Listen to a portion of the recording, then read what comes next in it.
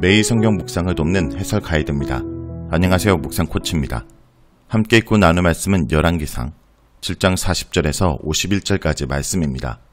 이 단락은 성전 건축의 마지막 부분으로 히람이 만든 녹기구들의 목록과 솔로몬이 성전을 위해 만든 금기구들의 목록이 소개됩니다. 그리고 성전이 완성되었을 때 솔로몬은 아버지 다윗이 여호와께 드리기 위해 성별한 예물을 성전 곳간에 드림으로 성전 건축이 자신의 아버지 다윗의 합작품이라는 것을 드러냅니다. 40절에서 47절을 보겠습니다. 40절에서 47절은 히람이 만든 녹기구들에 대한 내용입니다. 40절은 히람이 만든 녹기구로 솥과 부삽과 대접들을 소개합니다. 히브리 성경과 우리말에는 솥 대신에 물두멍으로 기록하고 있지만 45절과 역대하 4장 11절에 솥과 부삽과 대접들은 같이 언급되는 기구들입니다. 그러므로 여기서도 물두멍 대신 솥으로 보는 것이 적당해 보입니다. 솥은 희생제사를 드린 후 제단에 남은 재를 담기 위한 그릇입니다. 그리고 부삽은 제단에서 재를 긁어 모아 솥에 담을 때 사용하는 기구입니다. 그리고 대접은 제물의 피를 담는 그릇으로 제물이 되는 짐승을 잡을 때 반드시 피를 그릇에 따로 받아서 제단 주변에 뿌렸습니다. 이런 녹기구는 모두 제단이 있는 성전 뜰에서 사용하는 것으로 성전 안의 기구들은 금과 정금으로 만든 반면 성전 뜰에선 사용하는 기구들은 모두 노수로 만들었습니다. 40절에서 히람이 솥과 부삽과 대접을 만드는 것을 끝으로 여호와의 전을 위한 기구를 만든 일을 모두 마쳤다고 보고합니다. 41절에서 45절은 앞에서 언급되었던 기구들에 대해 다시 간단하게 요약합니다. 히람이 만든 기구들을 다시 한번 정리합니다. 여기서 히람이 만든 것으로 언급되는 것은 야긴과 보아스로 불리는 기둥 둘과 기둥을 장식하는 공 같은 기둥머리 둘, 공 같은 머리를 감싸기 위해 만든 그물 둘과 그 그물들을 장식하기 위해 만든 석류 400개, 10개의 받침수레와 받침수레 위에 10개의 물두멍, 바다 1개와 바다를 받치는 소 12마리와 솥과 부삽과 대접들입니다. 여기서 기둥과 받침수레와 바다에 대해서는 크기와 모양에 대해 자세히 설명한 반면에 물두멍과 소와 솥과 부삽과 대접들의 크기와 모양에 대해서는 일절 언급하지 않습니다. 예를 들어 바다를 받치는 소 모형의 경우 지름이 5m가 되는 거대한 바다를 12마리로 떠받치려면 매우 튼튼하고 거대하게 만들어야 했을 것입니다. 하지만 소의 경우는 12마리라는 것과 소의 배치 방법만을 언급하고 있을 뿐 크기와 만드는 방법에 대한 언급은 전혀 없습니다.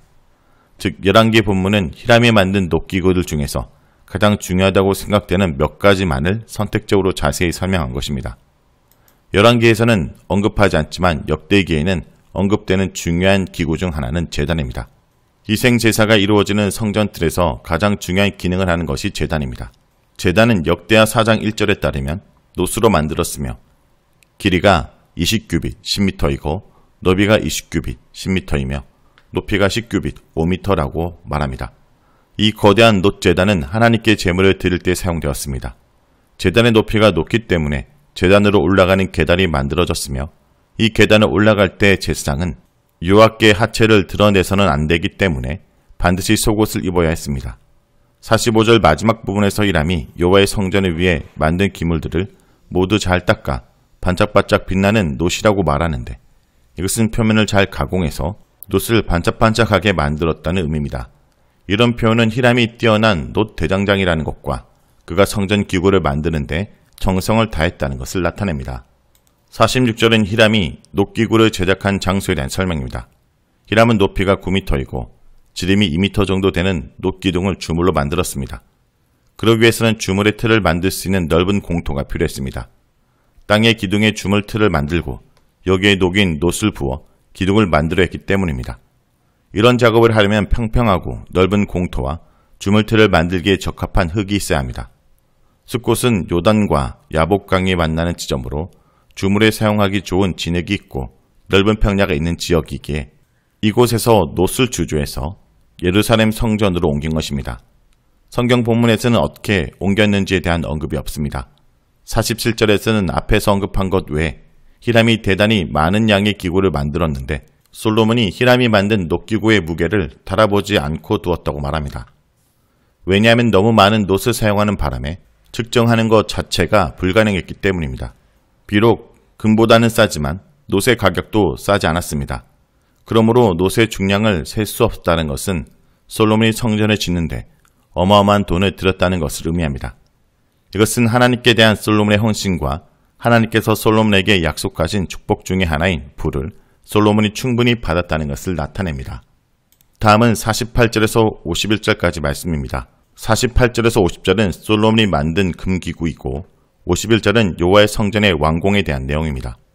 성전 안의 기구에 대한 부분으로 만든 사람은 히람이 아닌 솔로몬입니다. 성전과 성전 내부의 금기구들은 솔로몬이 주도적으로 지시하고 제작했다는 것을 알 수 있습니다. 역대기에선 놋기둥과 놋기구를 포함한 성전의 모든 것을 솔로몬이 만들었다고 한 후에 부가적으로 설명으로 히람이 솔로몬을 위해 놋기구를 만들었다고 기록하고 있습니다. 이것은 역대기가 11개보다 성전을 짓는데 솔로몬의 기여가 많았다는 것을 강조하는 관점을 가지고 있기 때문입니다. 솔로몬은 성전 안에서 금단을 만들었는데 이것은 향을 피우기 위한 향단으로 백향목 나무로 만들었고 그 위에 금을 입혔습니다. 그리고 진설병을 놓기 위해 금상을 만들었는데 이것도 백향목 나무로 만들고 그 위에 금을 입혔습니다. 진설병은 6개씩 두 줄로 모두 12개를 둡니다.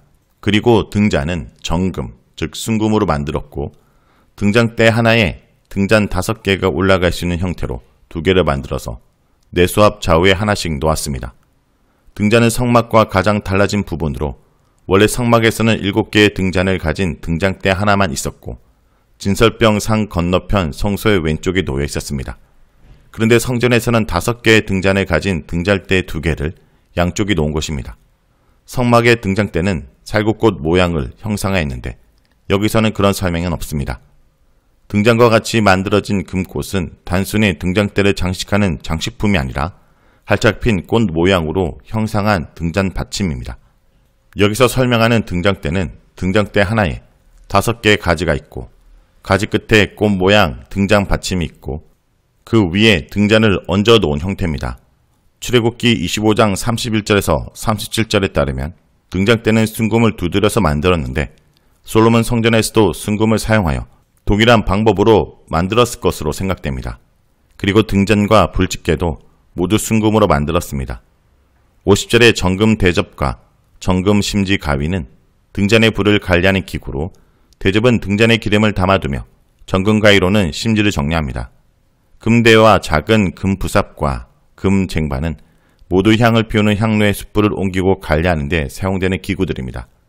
솔로몬은 성전 내소의 문의 돌적이와 외소문의 돌적이까지 금으로 칠해 성전 안을 모두 금으로 장식했습니다. 이제 솔로몬이 성전 건물과 성전의 모든 기구까지 성전을 위한 모든 작업을 마쳤습니다. 그리고 마지막으로 그의 아버지 다윗이 여호와께 드리려고 성별해 두었던 은과 금과 기구들을 여호와의 집에 있는 창고에 갖다 두었습니다. 성전 건축의 마지막을 다윗이 여호와께 드린 예물을 드리는 것으로 마친 것은 다윗도 성전 건축에 참여했다는 것을 상징적으로 나타내기 위한 것입니다. 즉, 성전 건축은 다윗이 처음 생각하고 계획했으며 솔로몬이 실행한 두 부자의 학작품인 것입니다. 이렇게 솔로몬은 모든 부분에서 거룩하고 정성스럽게 하나님께 성전을 지음으로 하나님께 대한 헌신을 표현했습니다. 하지만 성전보다 더 중요한 것은 6장 11절에서 13절에 하나님께서 언급하신 순종이라는 사실을 잊으면 안 되었습니다. 자, 여기까지가 열왕기상 7장 40절에서 51절까지 말씀입니다. 오늘 말씀을 통해 우리는 무엇을 묵상하고 적용해야 할까요? 이제 우리가 거룩한 성전이라는 것을 잊지 말아야 됩니다. 솔로몬은 여호와의 전, 특별히 성소와 지성소로 들어가는 돌적이에 사용하는 기구들을 만들었습니다. 금담과 진설병의 금상, 정금등대, 금꽃과 등잔과 불집게, 정금 대접과 불집게와 주발과 숟가락, 불을 옮기는 그릇 등을 만들었습니다. 성전 바깥에서 쓰는 것들을 놋으로 만들었고 성전 내부의 치장과 기물들은 놋과 색깔이 비슷한 금으로 칠하거나 만들었습니다. 금이 천상적인 것을 표현한다면 놋은 그 천상적인 것의 지상적인 모형이라 할 수 있습니다. 하지만 이제 성전된 우리의 영광스러움은 그 같은 외적인 치장이 아니라 우리 안에 계신 성령님을 통해 가능합니다. 또한 새하늘과 새 땅이 완성되면 우리는 친히 하나님의 영광이 빛나는 성전에 거하게 될 것입니다. 무엇이든 속된 것이나 가증하고 거짓된 것은 그리로 들어갈 수 없습니다. 따라서 지금 우리가 성령 안에서 우리 자신을 거룩하고 정결하게 지켜나갈 때 영광스러운 성전이 될 수 있습니다. 성도 여러분, 여전히 외적인 것으로 나를 꾸미려 하진 않습니까? 성령이 거하시는 하나님 나라의 백성됨을 가장 영광스럽게 생각하길 간절히 기도드립니다.